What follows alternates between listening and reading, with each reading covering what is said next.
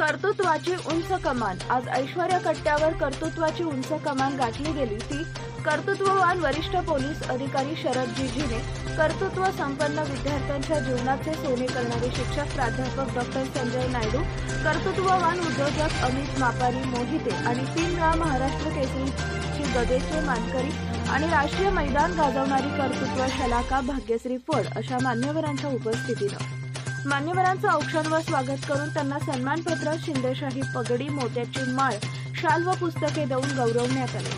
भाग्यश्री यांचा फेटा बांधून विशेष सन्मान करण्यात आला।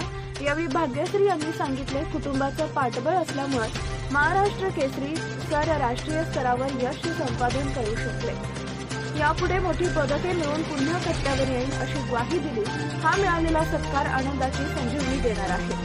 शरद जीने यांची MPSC परीक्षेतील पहिली संधी हुकल्यानंतर पुढच्याच प्रयत्नात महाराष्ट्रात 3रा क्रमांक पटकावल्याचं अभिमानानं सांगितले।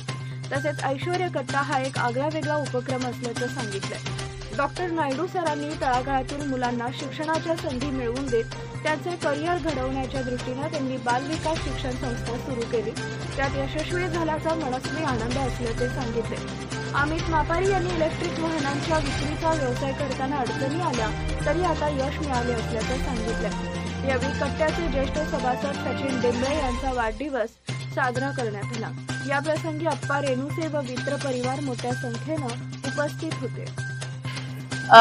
ऐश्वर्या कट्ट्यांनी आज सत्कार समारंभ घेतलेला, तर तो खूप छान असा प्रकारचा सत्कार समारंभ झाला। खूप फॅमिली सारखाच सत्कार झाला आणि तसंच मी आप्पांचं खूप खूप धन्यवाद मानते की त्यांनी हा माझा सत्कार घेतला। पुणे परिसरामध्ये एक नामवंत व्यक्तिमत्व अप्पा रेणुसे यांनी ऐश्वर्या कट्टा हा एक वैचारिक पार्श्वभूमीचा उपक्रम सुरू केलेला आहे। त्या उपक्रमास 4 वर्ष पूर्ण होऊन 5व्या वर्षामध्ये त्यांनी पदार्पण केलेले आहे। या 4 वर्षामध्ये अप्पा रेणुसे आणि त्यांच्या ऐश्वर्या कट्टा च्या सर्व व्यक्तींनी वेगवेगळ्या क्षेत्रातील नामांकित खेळाडू असू द्या, राजकीय असू द्या, अधिकारी वर्ग असू द्या, यांना या कट्ट्यामध्ये समाविष्ट करून त्यांचा यथोचित सत्कार केलेला आहे। आणि खरोखरच इथं आल्यानंतर ऐश्वर्या कट्ट्यांमध्ये वैचारिक जी भावना आहे, वैचारिक जी प्रगल्भता आहे, त्याच्यामुळे निश्चितच याच्यामधून समाजाला वेगळा संदेश जातो आणि त्याचा फायदा सर्वांना होतो। तरी अप्पा रेणुसे आणि त्यांचा ऐश्वर्या कट्टा यांच्या पुढील वाटचालीस मी शुभेच्छा देतो। सर्वांना नमस्कार। आजचा हा सन्मान केवळ माझ्यासाठी नाही तर माझ्या सोबत असलेल्या सर्व सहकाऱ्यांसाठी, मित्रपरिवारांसाठी आणि समाजासाठी आहे।